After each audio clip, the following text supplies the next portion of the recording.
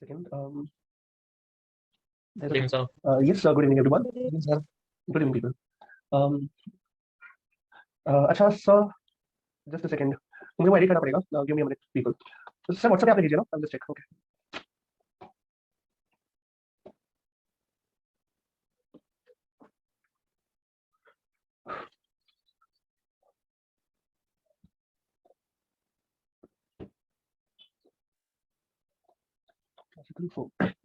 Okay, found it, sir. Downloading.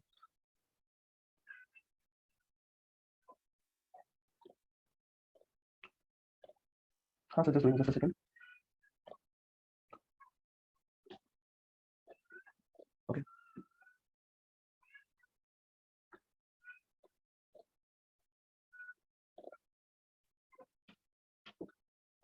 Okay, sorted. So I'll share the screen, everyone, and here we go. Okay, so let's complete our revision on classical mechanics today. Achha, before we start with classical, so technically we are supposed to take modern physics revision, but I personally feel it's not essential, people, because I think we have learned modern physics very nicely. But if some of you want me to take some specific topic on modern physics, then we can arrange a class tomorrow. But you need to tell me who wants like which topic do you want me to take, and if you want me to take a revision class. So I had interacted with 4 or 3 of you already, and they suggested that sir, there is no requirement to take modern physics revision lecture because unnecessarily investing 1.5 hours at this crunch moment is not required. So only if you need some specific topic that you want me to take in the revision class of modern physics, then we can arrange a class tomorrow. So you can make a comment on that now. You can also make a comment on that at the very end of the class. So it's up to you. If you want me to take a revision on modern physics, some specific topics, we can do it tomorrow. Or if not, then this should be our last revision lecture in that case. Because this you demanded. You wanted me to take this slipping motion and fluid dynamics. So this is, and hence we are taking this class. Okay, there is a comment now. So just let us know under what conditions should we use Moseley's law. Basically, whenever we like K alpha K beta, whenever the language of K alpha K beta or L alpha L beta, that language will be used.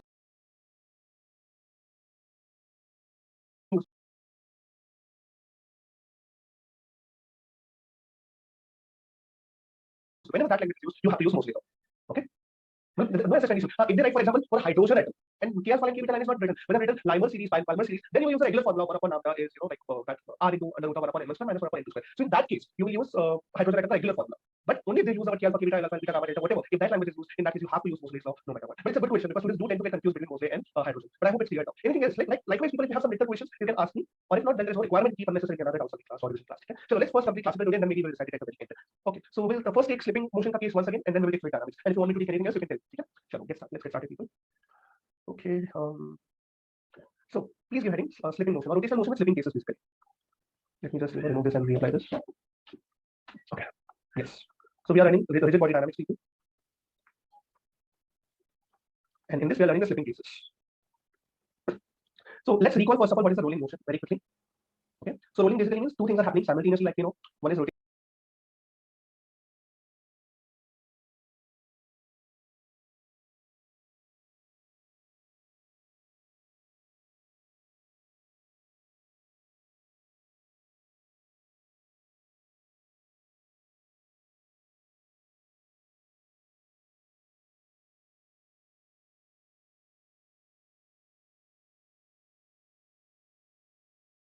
Rotational and other is translation. Okay, so we can have any object which is capable to roll. Remember, we have taken a question in class, and whatever questions we took in the class were related to solid sphere, and I have told you the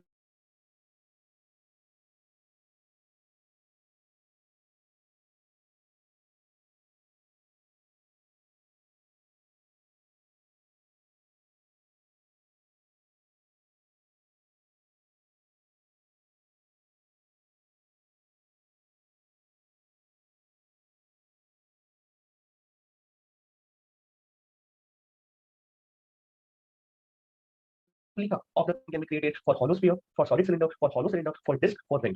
Any object which is capable to roll, people. Same question can be created for all of them. What is the first important thing that will change in all of them? That is the moment of inertia. Depending on moment of inertia, all the other data will also change, people. Okay? So whatever question that we learned, remember that we learned for solid sphere, but same exactly can be created for any other object too. So maybe what we can do today is we'll take a problem on hollow sphere, but just different variety, but the procedure remains the same. Nothing else, okay. Anyway, so it has a center of mass. It is moving in a forward direction with velocity of center of mass, and if it also rotates with some angular velocity omega, so 2 things are happening simultaneously: rolling and rotation and translation, and together we call it rolling. Anyway, so for rotation, yes, pardon. Sir, can we take the question that I sent you on your email ID and Insta as well? And you thought that you said me that the question is quite good. Yes, we can, but again, I will. It includes spring motion too. But okay, let's see. First, let's complete the solution part, and maybe then we can take that question. Yes, sir. Yes, sir. Okay, but okay, but yes, like I'm yet to. No, let's first discuss this. So what do we have? For rotational motion, people, we have got this thing, which is v velocity at any point along a tangent that is given by d is r omega. So here we have a dcm is r omega, and here we have got here also we have got VCM, not VCM, just I just got lost for a while. I'm thinking something now. Okay, okay. So for when any object when it rotates, people, the tangential velocity is given by r omega, you know that. So at this point we have got the tangential velocity r omega. Here also we have got the tangential velocity r omega. Okay, here also we have got the tangential velocity r omega. But if you take a point here, people, let's take a point here. Now this point is going to rotate along this circle, people, along this part of the circle. Right? It has got a smaller circle, it has got a smaller radius. So here it has got smaller omega. Here it has got smaller omega. Here it has got smaller omega. Basically, as you go towards the center, what happens? The value of r decreases, and at center, r becomes 0. At center, there is no tangential velocity. At center, r omega does not exist, people, because r becomes 0. So that additional component becomes 0 at the center. Okay? However, at all the other points, you have got r omega. Along with r omega, you also have VCM, because all of them are moving in the forward direction. Tell me one thing: when the object rolls, all the objects are moving in the forward direction with a velocity of r omega. Sorry, with the velocity of VCM. So even this has got VCM because all are moving in the forward direction. Even this has got VCM. Okay. Even this point has got VCM. Even this point has got VCM. All the points have got a forward velocity of VCM, and there is r omega velocity, which is the tangential velocity. So we can take different cases here. We have got one case here where there is a forward velocity of VCM, there is another forward velocity of r omega. So what is the total velocity, people, at this point A? I can say that the total velocity at this point A is VCM plus r omega. Okay. Similarly, here at this point, okay, we have got r omega and here we have got VCM. So what is the net speed at point B? I can say VB vector. Now there are two velocities. One is VCM along I cap and another is r omega along j cap minus j cap, because it's in the downward direction. Here they were in the same direction, so you added them directly because they were in the same direction. So magnitude will be added directly. Here the magnitude cannot be added directly now because one is along x-axis, another is along negative y-axis, people. So minus j cap. Okay. So in that case, the magnitude of VB, the speed at VB, that will be under root of x square plus y square. No? So under root of VCM square plus r omega square. I hope you are with me. Similarly, we have got a point C. Okay. And we have got here again, all the objects are moving in the forward direction with velocity VCM, plus there is a tangential velocity, rotational velocity r omega, which is going in this direction. So at point P or point C, whatever, usually I just say point P by E. P stands for point of contact. So we are not going to use notation C. Let's use notation P. That stands for point of contact. So here we have two cases. Either VCM is greater than r omega, okay, or r omega is greater than VCM, or both of them are equal. So VP will be magnitude of mod of VCM minus r omega, depending upon who is greater. And now this is the factor which decides. This is the factor which decides which kind of slipping we are going to have, forward, backward, or no. Okay. Any questions so far? Any questions, people? Chalo, next. So now let's learn the cases. So first, obviously, you already know what happens when it comes to no slipping case. In no slipping case, the point of contact is at instantaneous rest. Vp is basically 0. And what happens? VCM minus r omega or r omega minus VCM, that is 0. Or basically, you can say VCM becomes equal to r omega. Simple. Again, since VCM is r omega, if you differentiate both the sides, people, derivative of rate of change of VCM with respect to time, this is radius is constant, derivative of omega with respect to time. This is what we call acceleration of center of mass. This is r into what is this? D omega by dt, that is alpha, angular acceleration. So ACM is r alpha and VCM is r omega. You can also say the rate at which the linear velocity increases will be equal to the rate at which the angular velocity also increases. Because of which, what happens, people? Because of this equation, what happens is the sorry, just a minute. So somebody had also asked me in the chat box, sir, how are you keeping now? So, well, I'm keeping good because as you can see now my voice is loud enough and I'm able to do voice modulation, but I think if I'm going to speak more loud, then I'm going to cut it out. But okay, so source code is good. But anyway, so VP people, like, you know, it is actually VCM minus r omega, but we know VP is 0. Now the question is, sir, will VP always remain 0? Sir, what if VCM increases? That's what we learned. If VCM will increase, r omega increases by the same rate, people.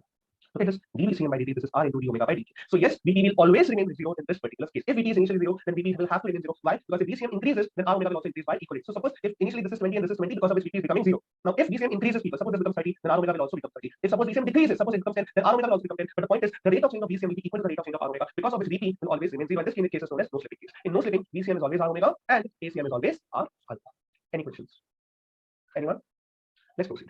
And you can tell me if you're writing too. You probably have written all of this earlier as well, but you can still tell me if you're writing too. Okay? Sure. Next. Now let's learn the first case of forward slipping. So that is basically when, you know, when VCM is greater than r omega. Okay? Let's learn this. So we have got a forward velocity VCM, there is an angular velocity omega, and now at this point P, we have got, see, since VCM is greater than r omega, remember VCM was going in the forward direction, r omega is tangential, it's going in the backward direction. R omega is going in the backward direction. So the question is, where should be the net velocity? Forward, backward, what? So it depends who is greater. If VCM is greater, where will be the net velocity?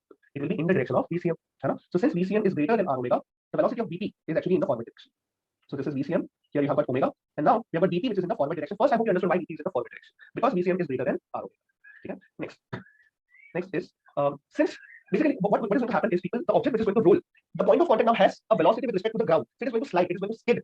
Okay. Because of which, what is going to happen? If there is a moment, like suppose you have this object, if it is going to skid now like this, there will be a friction in the opposite direction. Simple. This was at rest, then there will be no friction. But now there will be some skidding that is going to happen, and there will be some slipping that is going to happen. Because now slipping is happening. Now the point of contact has velocity with respect to the ground. So now since there will be some slipping in the forward direction, there will be friction in the backward direction, which will try to oppose this slipping, people. So first of all, this is known as forward slipping because it's going in the forward direction. It's going in the direction of VCM. Okay. So this is first of all known as forward slipping because it is going in the direction of VCM. Okay. Next, now friction has to oppose the slipping, obviously. So friction will act in the opposite direction. Okay. Now, people, VP was VC. Okay, let's not do it this way. Hang on. So people, friction is a kind of force. Force means it will have acceleration too.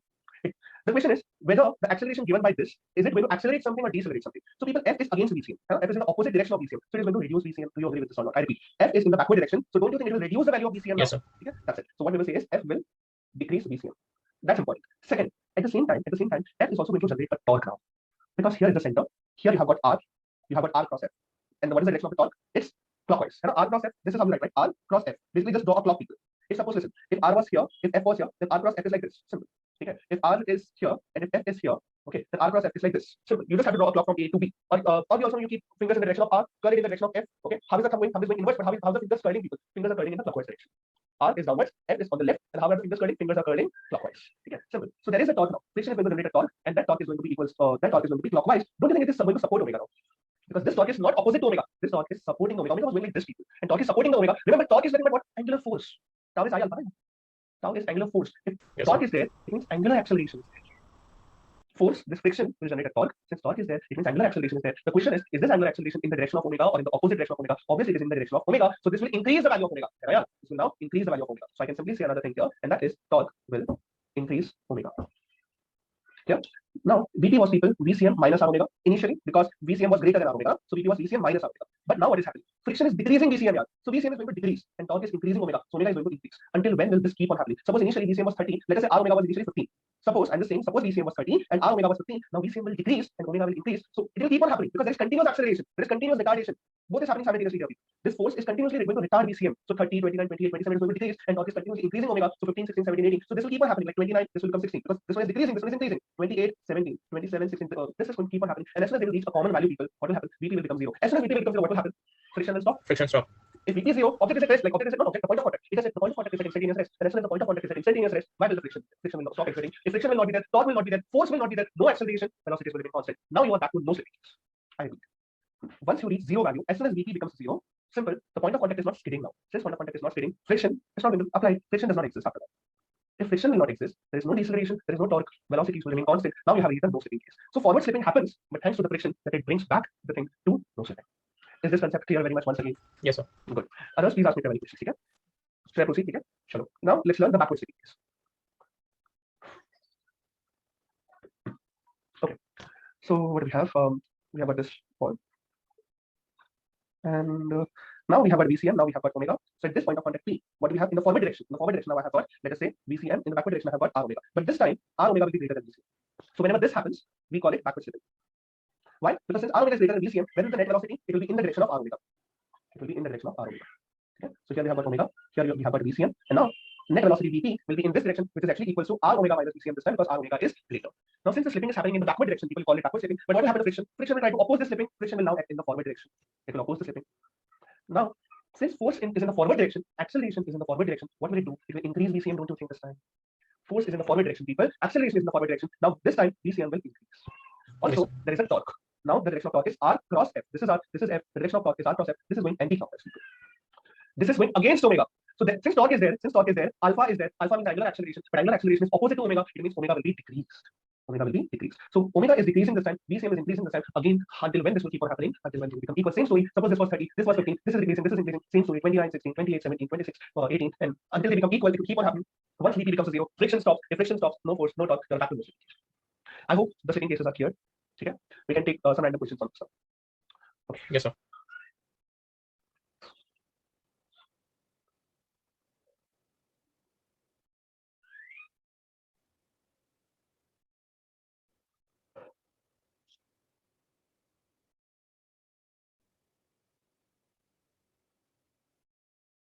Okay, so let's take we can create anything. I think we took solid sphere in the class, so maybe we can take any random stuff. Hollow sphere, maybe solid cylinder, anything is fine. Let's take solid cylinder. So anything random doesn't matter. Okay, so let's say we have a cylinder like this, and it is rolling with angular velocity omega. It has a forward velocity VCM. Okay, let's say this is a rolling right now. Okay, so rolling. So again, what do we have? We have got this point of contact somewhere here, Vp. This is point of contact. Okay, P, and we can take a case. Suppose they have given us, let's say that initially, omega was 0. Okay, initially omega is 0, and VCM is there. VCM is there. Okay. It's a forward case. Yes, so automatically what happens, people? Obviously it becomes forward. Why? Because Vp is what? VCM minus R omega, and VCM is greater than R omega. VCM is greater than R omega because omega is 0 now. So VCM is greater than 0. So since VCM is greater than R omega, you can simply say it's a forward slipping case. Yes. Now since it's a forward slipping case, obviously what will happen? This is going in the backward direction. Friction will act in the backward direction. Vp is acting in the forward direction. Vp is initial. Initially Vp is equal to VCM because R omega is 0. Initial. Okay, r omega is 0. Now friction will act in the backward direction. We can apply some equations of motion here. First, if you have any equations in this much, you can ask me right now. Vp is in the forward direction and it is equal to Vcm because r omega is 0 and friction will act in the backward direction. Okay. First of all, before I proceed, what is the moment of inertia right now? Moment of inertia. It's a solid cylinder, so half just mr say half mr square. yes, mr square by 2 because you need to understand which axis this is, people. See, this is a cylinder right now. Okay, this cylinder is nothing but compilation of many discs. And if this is the axis, so this is as good as you have got a disc, and this is the rotational axis of the disc, which is given by mr square by 2. This is moment of inertia, mr square by 2. Here also we can say this is nothing but mr square by 2. Okay, where you have got nothing but compilation of many discs. And this is the same axis people just said. Here I have drawn the cylinder vertically. In our case, I have drawn it horizontally, but this is the same axis we are talking about. So it is compilation of many discs. So here moment of inertia is nothing but mr square by 2. First important stuff. If it would have been a hollow cylinder, then it's just mr. 2 by 3. No. mr square. Cylinder from a sphere. Okay, sphere is 2 by 3 mr square, yes. But when it comes to hollow cylinder, it is just mr square. Okay. So next. So okay. So now I'm going to just draw the front view because I try to draw a 3D diagram here so that you get a feeling of what exactly is happening. Now I'm just going to draw a front view of this. Okay. So from the front, it will look like a disc one, absolutely. You know? But this is a cylinder, remember? Okay. And here you have got omega. Moment of inertia of this cylinder is mr square by 2, and we have got initially Vp is going in the forward direction, which is initially equals to r omega, and now friction is acting in the backward direction. Okay. Remember, the system is moving in the forward direction. Okay. So mass into acceleration. But do we have any other force apart from friction? No. So there is only one force, friction, and that is in the opposite direction. So you will write minus f. So Ma is minus f. Correct. So I can say that. Sir Vp equal to Vcm होगा ना क्योंकि omega तो sorry. I don't that's mistake. Absolutely. Vp was Vcm initially, r omega was 0. So Vp was Vcm. Yes, thank you. And there was friction in the backward direction. Right? Now system is moving in the forward direction. So acceleration acts in the forward direction. But technically this is deceleration. We know that. But let's understand how exactly we do understand deceleration from the numerical perspective. Mass into acceleration is equal to sum of all the forces. So mass into acceleration. Because there is only one force, frictional force, which is acting in the opposite direction. So that's minus. Okay, so you can see that A is minus f by m. This minus tells you that acceleration is actually decreasing acceleration or retardation, and that you already know that there will be retardation. Why? Because this friction, when it comes to forward slipping, this has to retard Vcm. We know that. This has to retard Vcm. Vcm will decrease. We know that, and it will also generate torque. So now let's learn this from torque perspective. Any questions so far? No, sir. Good.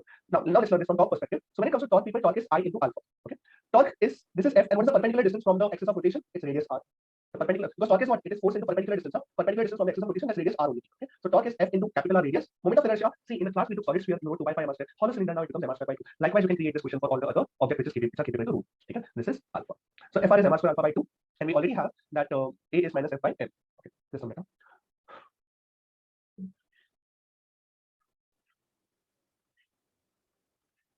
So from here we are going to get alpha, people. So what is alpha? F r. R and square gets cancelled. So 2f upon mr. This is alpha. We have got alpha. Alpha is 2f upon mr. Now, people, v is u plus 80. V is u plus 80. So v is the final linear velocity. We don't know the value of that. What is the initial linear velocity? Vcm. What is acceleration minus f by m into t? Don't you think this now makes sense? Because what happens as the time goes? If the time keeps on increasing, what happens to the velocity? It is decreasing. And that is what expected, because friction is continuously going to decrease the velocity. Now, as we see, friction is going to decrease the velocity as the time goes ahead and ahead and ahead. The velocity will continuously decrease. Eventually, what will happen? The velocity will become 0. And somebody a good question here can be asked: find the time taken and the time taken when the velocity will become 0. When basically when Vcm when Vcm becomes 0. No, not Vcm. What exactly is this? Sir V. This V, but which V should we call it? Vp. So no slipping case. No, I'm not thinking that. This becomes linear velocity, but hang on.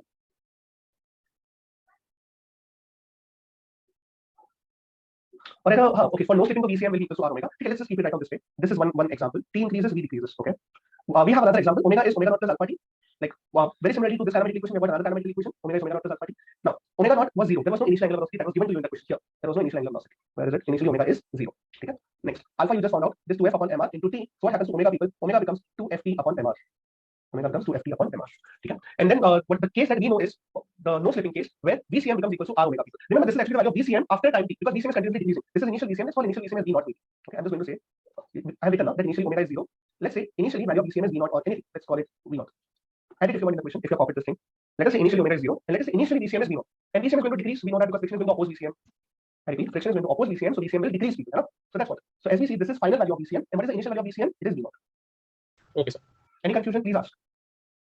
Okay, Vcm is decreasing, and if omega is increasing, we had guessed that friction is going to decrease the Vcm, and it will also generate torque, and it will increase omega. Is omega increasing? Yes, look at this, time increasing. Yes, sir, it's increasing with time. Yes. So let's take the case when no slipping is reached. So what happens at no slipping? Vcm becomes equal to r omega. This happens at no slipping. Okay. So what is Vcm? V1 minus f by m into t. And r omega, what is omega? 2ft upon mr. I hope you are with me. Tell me if not. We are taking the no slipping case. Okay. So what do we have? R gets cancelled. V0 is 2ft upon m plus ft upon m. We have found out 3ft upon m. This is V0. So we have got, people, 3v0. Sorry. We have got V0 is 3ft upon m, or I can say mv0 upon 3f. This is the time taken by the cylinder to reach the no slipping case. A very good question like this could be: Find the time taken by the cylinder, because initially there was forward slipping. Now find the time taken by the cylinder to reason no slipping case. Time taken is everyone by 3. And similar questions you can now take for hollow cylinder, for ring, for disc, for hollow sphere, solid sphere, etc. Clear, everyone? Yes. Ask me if you have any questions. Good. Next. Just a minute, I'll just find something.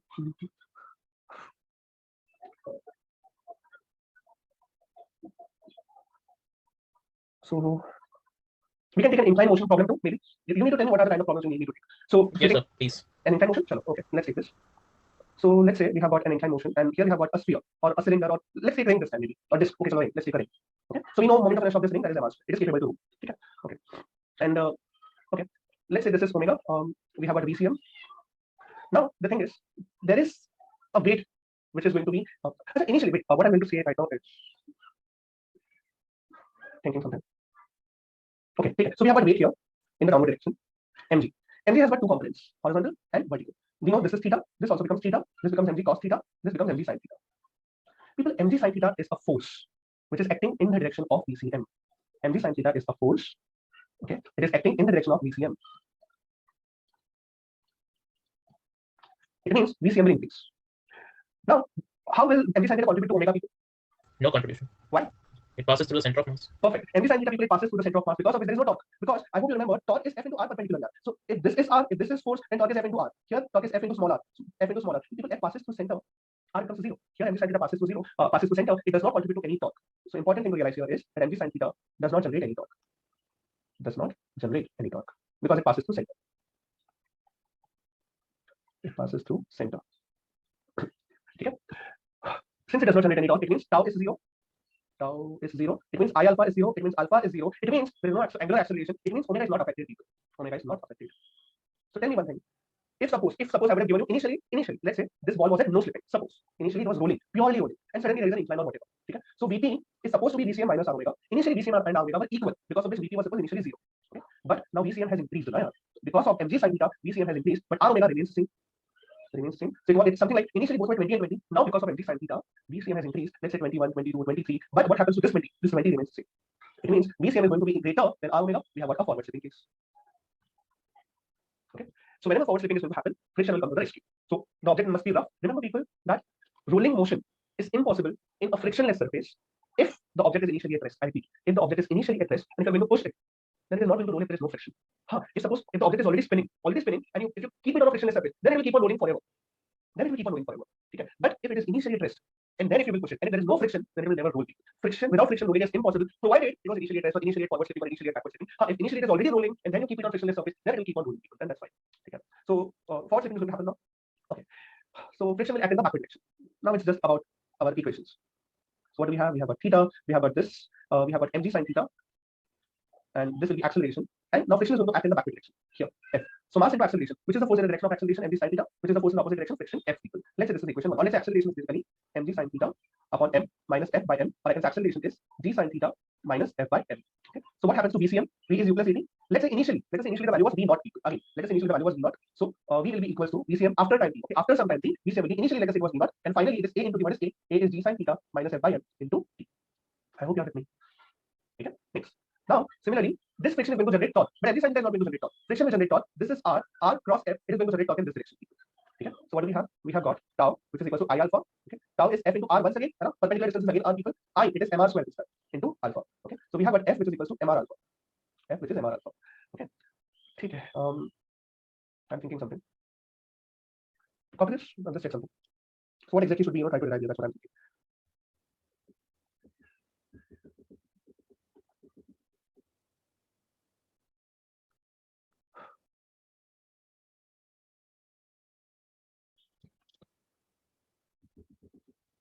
Okay. So friction is going to increase omega, people. It's clear. Have a look. R cross F. Friction will increase omega, but friction is also decreasing velocity because it is opposing acceleration. It is opposing the forward motion. This is the forward motion. Friction is opposing the velocity. It is also increasing the omega. Basically, eventually, what will happen? Again, the no slipping case will be reached. We know that. Here, have a look. Where is that? VCM is increased. R omega. Sorry, not this one. Pt is VCM minus R omega. VCM is going to be decreased. What will friction do? Friction will also increase omega. So this will keep on happening again when Vp becomes 0, and eventually no slipping case will be reached. And what happens at no slipping? At no slipping, I know that VCM becomes equal to R omega. I also know that A becomes equal to R alpha. I hope you remember ACM or A, whatever you want to write it. It becomes equal to R alpha. So people, can I directly write this as M into A then? I'm using the condition of no slipping. Yes. No slipping. So R alpha I written it as MA. Put this here. Okay, so A is g sine theta minus f by m. Okay, so A is g sine theta minus ma by m. Mm gets cancelled. So A is g sine theta minus A. So 2A is g sine theta. We have what acceleration is g by 2 sine theta. Now this is the kind of question which could be asked. Find the value of acceleration so that the no slipping case is reached. Now I think we took a very similar question in class for solid sphere. For this we had derived an answer of 2 by 7. Sorry, no, 5 by 7 g sine. Yes, sir. Yes. Okay. So we have got that acceleration question too. But this is for ring now. So for ring, the acceleration value at no slipping is g sine theta by 2. Take note. So mostly the questions will revolve around this, and I think you probably know what you're supposed to do. Just apply VCM is R omega. Just apply A is R alpha for no slipping cases. You're comfortable with applying Newton's law. The only thing that you have to take care is to identify whether it's forward slipping or backward slipping, and the value of torque. Torque is supporting or opposing, and R alpha, the value of R you have to take care of. Where you will have capital R, where you will have small r, where the R will be 0. If the force is passing through center, then there will be no torque. So just have to take care of these little things. Okay. Okay. So what else? Anything else you want me to cover in this chapter? Like in rigid body dynamics, you wanted me to take no slipping, and what else? Or we can jump to fluid people. We don't have much time. Yes, sir. No, fluids is seconds. Okay. Nisha, the thing is, actually, students have also made me the doubts. Like, for example, another student wanted me to take a question in the class, but completing the revision aspect is, I think, like more important. I want to take the doubts, and I had promised that I will mail you all the response. I have been able to respond back to some of you, not all of you yet, because I have been ill since the last 3-4 days too. Before that, I was traveling, but I will try to get back to again with your solutions as soon as possible. I think if I'm going to get time, see, I'm also setting question papers these days for all your mock tests and everything. So since my time has been invested in that, I've been finding very little time to get back to you all with your doubts. But I think if this is suppose my last review lecture, and if I don't have any other mock test papers to set, if I get free of that responsibility now, then I'll just try to get back. I think in that case, I'll be able to get back to your doubts very immediately, maybe, like let's say after the class, maybe in 2 hours time or whatever. But okay, you please mail me the questions again. But I don't promise to get back to this because I have been trying hard, but just that the time hasn't been sufficient. I mean, just you don't leave your mail, and I will try to get back to this as soon as possible. Even I'm not liking the fact that I'm not finding time to resolve all your doubts. But just imagine there are so many students. You are the offline students and you are the classroom students. Plus there are online correspondent students who have been reading the doubts. So it has been very difficult, especially at the end of the course. Since most of you are also giving test series and doubts in tests too. But okay, I'll just try. Okay? Just name me and I'll just try. Yes, sir. Next, so let's take fluid people. So I have just decided to take some good questions on fluid. Basically, we'll take directly questions on Bernoulli's people. I want to remember Bernoulli's principle. So it's basically conservation of energy law, and that was P plus half rho v square plus rho g h. This was constant. This is known as total energy conservation, which we had found out using Bernoulli's theorem. And each of this has a term, like has a name. T is pressure, absolutely. This is also known as, I think, pressure energy per unit volume. Correct? Yes, sir. Right. Yes, sir. Yes, sir. Pressure or pressure energy. Per unit volume. Per unit volume. Okay, both of them are meaning the same quantity. Yes, pressure energy per unit volume is also the same thing. Pressure energy per unit volume. Okay. See, I will give you a small idea that why this is logical. Hang on. Okay. So a very lame idea, but I think it should help you. Energy is nothing but a kind of work. Work you know is PV.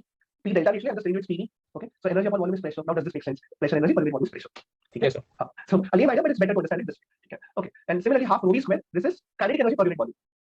Half rho v square. This is kinetic energy per unit volume. Because see, people, kinetic energy is what? Half mv square, right? So kinetic energy per unit volume. This is half into mass upon volume. V square. What is mass upon volume? Density. Half rho v square. Okay. And rho g h. This is potential energy per unit volume. Potential energy per unit volume. Because common sense, again, here, mgh upon volume. What is potential energy? Mgh. So if you calculate potential energy per unit volume, so this is mass upon volume gh, which is again rho gh. So basically, this is conservation only, people. Look now, pressure energy, kinetic energy, potential energy per unit volume is always constant. You can throw volume on that side. Basically, pressure energy plus kinetic energy plus total energy, plus potential energy is a constant. Make a note. Ask me if you have any questions. One question on Bernoulli's is expected, people.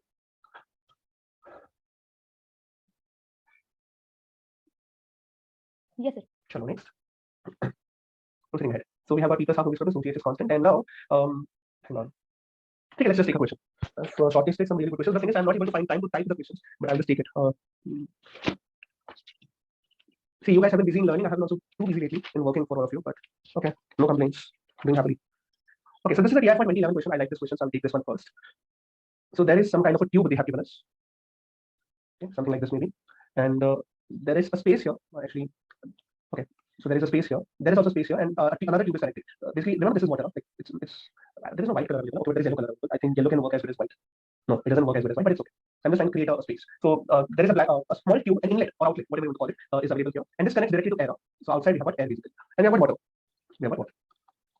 Okay. They have given us that an ideal liquid is ideal. It has got density 1 gram per cc. See, I'm purposely taking all the units in cc because you had also requested me, sir, I'm confusing the unit conversion. So let's do the unit conversion stuff too. And they have given us, it's flowing at a rate of 10 grams per second. So they have given us rate, people, 10 grams per second. What is the meaning of rate here first? Can you tell me? मतलब एक second में वो 10 ग्राम जा रहा है. Right. So how do you understand this? How do you understand this? So this is flow rate. They have mentioned us 10 gram per second. It is given to you. This is liquid flow rate right now.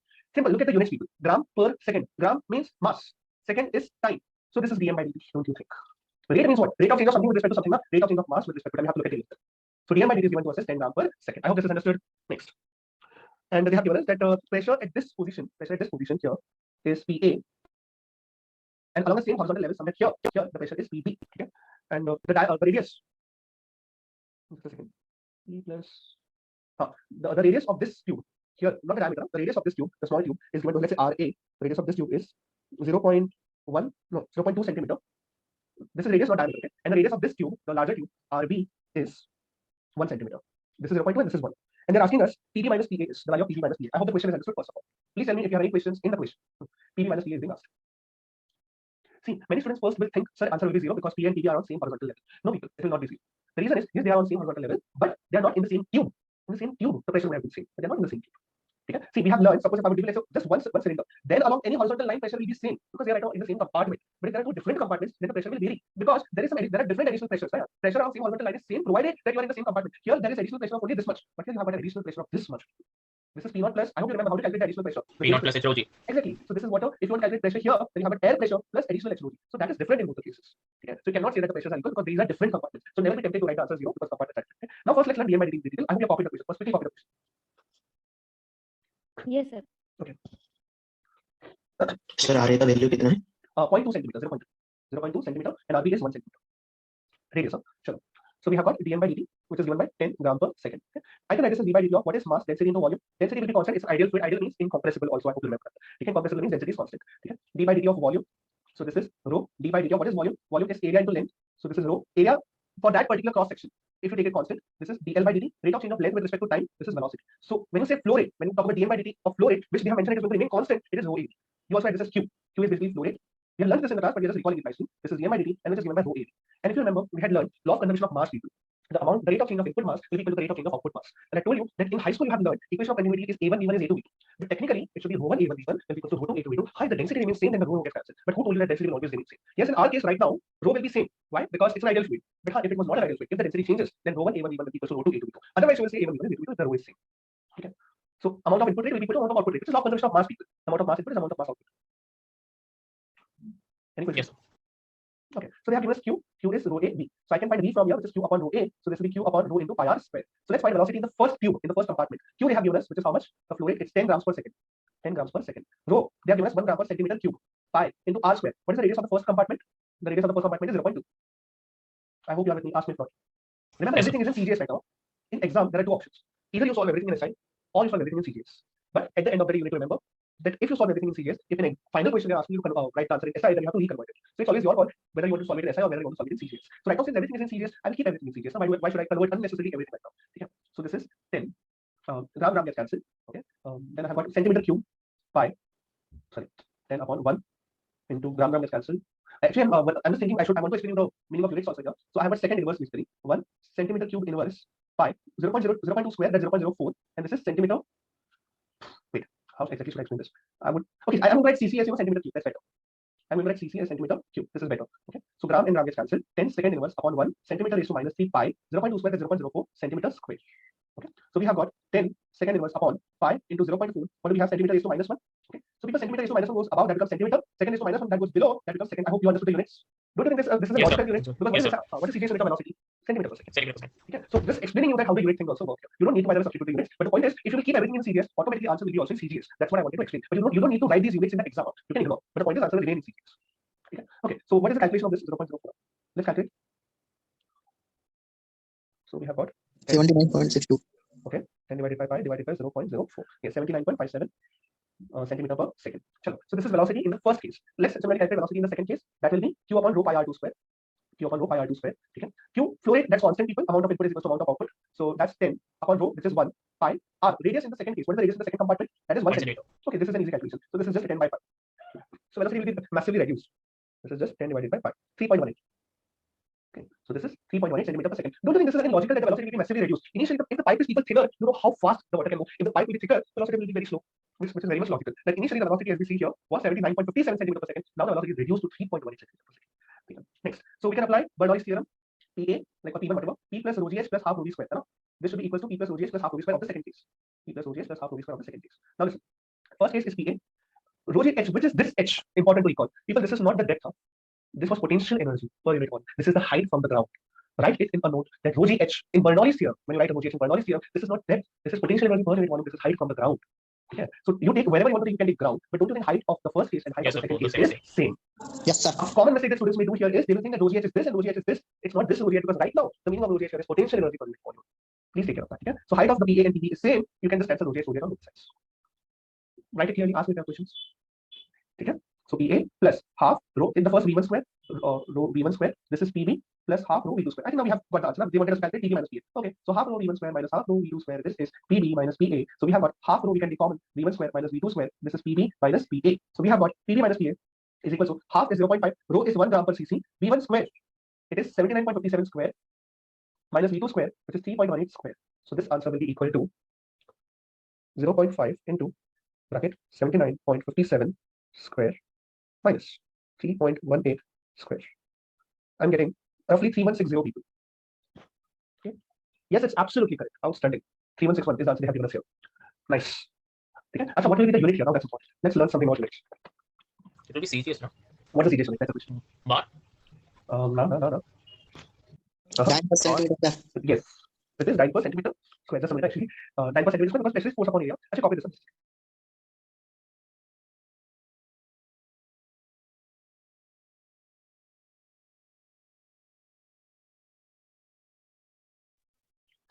So I just have running nose and it doesn't look good in the live screen if I'm continuously putting it off using handkerchief. So okay, so what do we have? PB minus PA, which is 3160. But actually, force upon area. Force is Newton, but in CGS it is dyne, and the area is meter square. In CGS it is centimeter square. Listen, people. In exam, if you get confused in again CGS, if you don't recall, just remember the most fundamental formula. Derive. Right now, why do you need to guess that it is bar or it is this? Take a deep breath. Remember the fundamental formula of pressure. Force upon area. You know Newton. You know it will be dyne. You know area which is meter square. You know it will become centimeter square. Just take a deep breath and recall. Okay. And what is one dyne? Now, this is something you need to know in terms of SI. What is 1 Newton in dyne? 10 to the 10 raised to 5 times. That's it. So 1 dyne would be 10 raised to minus 5 newtons. Okay. And 1 meter is 100 centimeter, and 1 meter square would be 10 raised to 4 centimeter square. So 1 centimeter square would be 10 raised to minus 4 meter square. So this is 3160 into 10 raised to minus 1 Newton per meter square. So this is 316 Newton per meter square. And what is Newton per meter square? This is SI unit, but SI unit has a name. What is that name? Pascal. Pascal. So this is 316 pascals. Okay. Similarly, if you mention bar, bar is actually 10 raised to 5 Newton per meter square. Right? So bar is 10 raised to 5 pascals. Okay, sir. Atmosphere, that was 1.013 into 10 raised to 5 Newton per meter square or Pascal, or you can say 1 atmosphere is 1.013 bar. Okay. Sorry. Okay, now the irritation has started because I've been speaking too loud. I need to do it. Just a minute.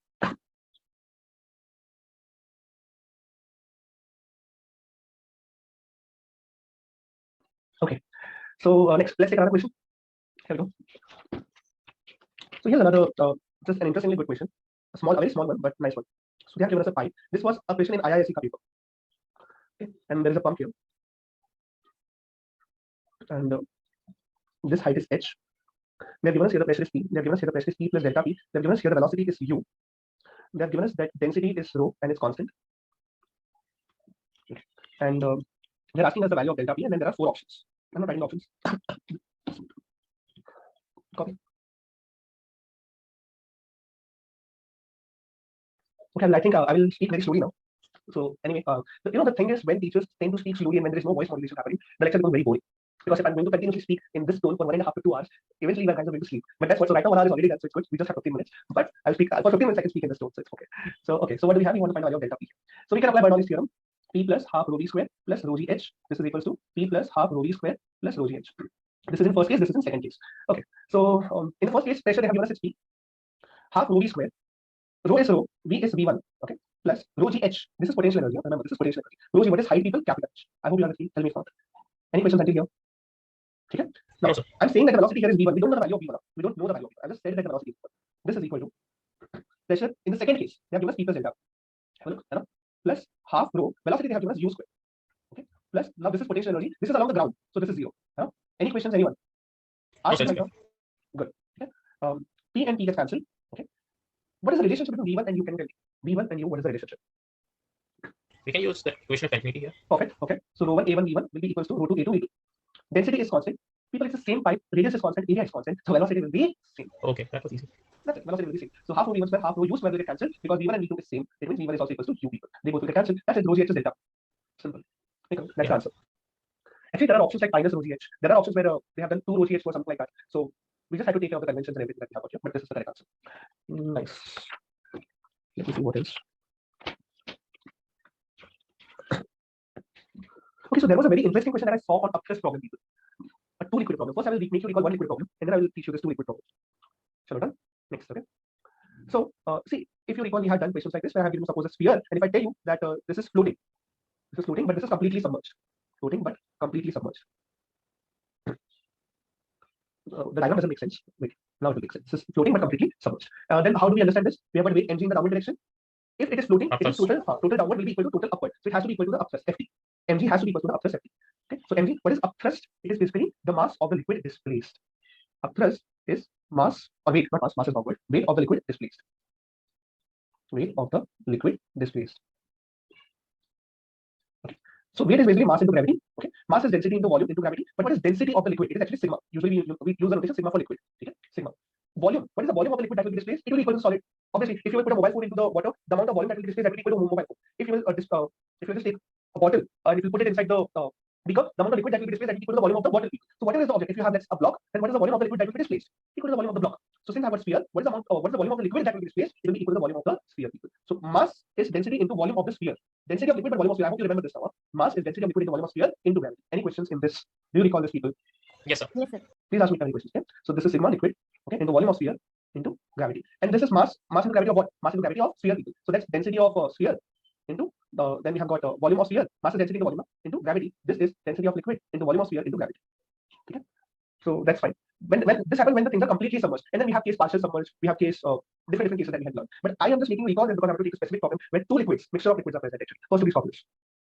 This was a case where it is completely submerged. If it is partially submerged, then you know what happens now.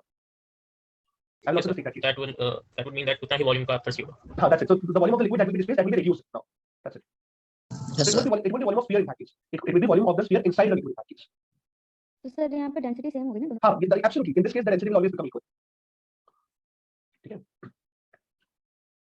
But if suppose it was a partial submergence case, something like this, if it was a partial submergence case, let's say exactly half of the solid was inside, then we would have had density of sphere into volume of sphere into gravity, into volume of sphere into gravity. This is mg basically. Okay, it is equal to upthrust. But when it comes to upthrust, it is sigma, which is density of water, density of liquid. Now, the amount of liquid that will be displaced is only this much. It is half of volume of sphere. Right? It is half of volume of sphere. This is volume of liquid people. I hope you have understood this. Yes, sir. Okay, into Yes, gravity. So Gc gets cancelled, volume of sphere gets cancelled, and you have a relationship. The density of sphere will be equal to density of liquid by 2. We have a relationship here. Yes, sir. Now let's take the double liquid problem.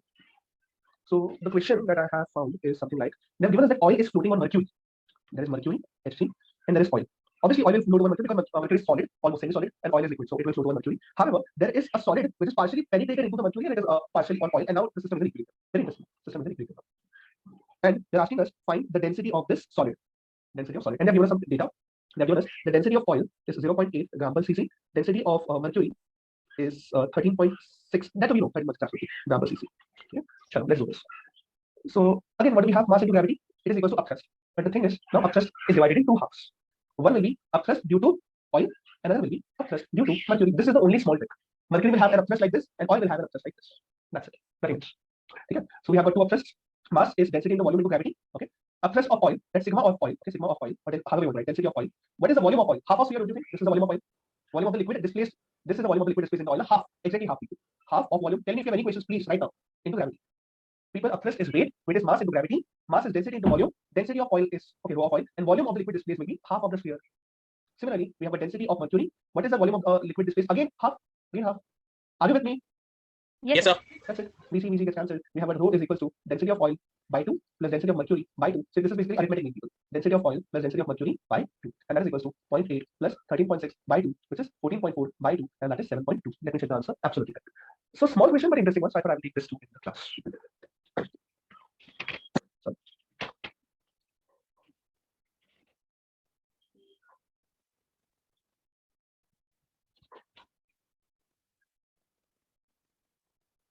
So a very similar question I want you to do right now. Moving to the next page. Okay, here we go. So they have given us a cylinder this time, like this. Okay, the liquid has density D above. The liquid has density 2D below, but it is not exactly symmetrical. This much length is 3L by 4, and this much length is L by 4. That's it. And you need to find the density of the cylinder. Take your time.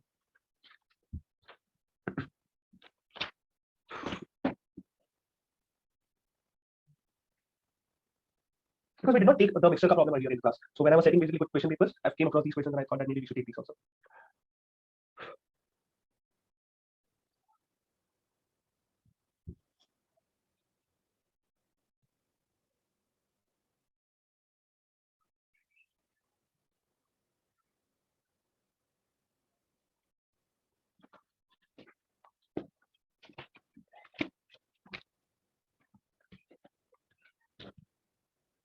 We'll get the answer in terms of small d. Sir, 1.2. Perfect. And in the chat box also, yes, perfect. Answer is 1.25 times small d people. Yes, sir. 3 students have got it. Should I do this, people? So let's do this quickly. So we have got a rho Vg will be equals to upthrust due to first plus upthrust due to second. Okay. Rho into volume of a cylinder, that's area into length. Okay. Into gravity. This is upthrust. That's mass into volume of the first gravity. So not mass. Okay. M1 into gravity plus M2 into gravity. Okay. So rho area into length gravity. This is rho density of the first liquid into volume of the first liquid gravity plus density of the second liquid volume of the second liquid into gravity. Mass is density into volume. Okay. So rho ALG. This is density of the first liquid is d. Volume is area into what is length CL by 4. Length of the first liquid displaced people CL by 4. Gravity. This is density of the second liquid is 2d. Okay. Volume of the second liquid displaced. That's area into length. Okay. Area cross sectional area of all of them is same. Don't worry. Cross sectional area of all of them is same, but the length of the second liquid this time is L by 4. Okay. Into gravity. So we have got AL gets cancelled. Gravity gets cancelled, and we have got density is equal to 3d by 4 plus 2d by d is missing 2d by 4, which is 5d by 4, and that's 1.25 times d. Absolutely correct. Okay. With this, we complete our classical mechanics revision. Unless you want me to take any specific topic again from classical, anything else you want me to take from classical. And do you want modern principle revision any specific topic tomorrow, or now are you by yourself? You need to tell me that right now, because I have to tell to the management too if we want to arrange lecture. What I feel is it would be unnecessary, but unless you need some specific topic revision. Rita, you were saying? No, sir. I was thinking it's manageable. Manageable. Rita, you were saying too? Sir वो formula में confuse वो harmonic oscillator 1D 2D 3D. Okay. So like in the revision class at maximum, like if you want me to keep it tomorrow, so we can go through maximum formulae of. Yes, sir, and some question. Okay, some questions too. Okay, let's keep. I will keep a lecture tomorrow, but it's not compulsory for all of you to sit. See, it might be tempting for many of you to see sir lecture ले रहे हैं कुछ important रहेगा. But I'm telling you, in tomorrow's class, since there is a small demand, what I will cover in tomorrow's class is just we'll go through the formulae of basically harmonic oscillators and 1D 2D boxes, because these are the expected questions. So 3 boxes, 3 oscillators. Anything else? Formulae and questions related to that. So it will Yes, be actually 25-30 minutes too. Maybe we will not even require 1.5 hours class. So tomorrow I will tell them that we'll keep a slot, but we'll maybe finish the class in half an hour maximum. Okay? Anything else, people? Okay, sir. So we'll meet tomorrow then at the same time 7:50. We'll just take boxes and harmonic oscillator, and maybe also I will try to take those questions in the live class, the students that I have asked, or I will mail them. Either way, I will try to do that. We'll meet tomorrow for the last time. So thank you Okay, so much. thank you so much. Keep learning and do well later. Thank you, sir. Yes.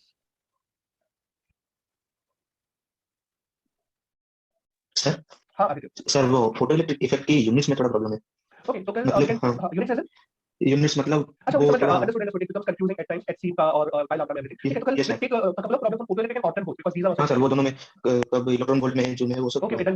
चलो, it's a good thing to do. So कल 3 boxes, 3 oscillators, photoelectric and quantum, कितना हम कर देंगे. All good? Okay sir thank you sir. Okay, चलो ठीक. I'll end the session.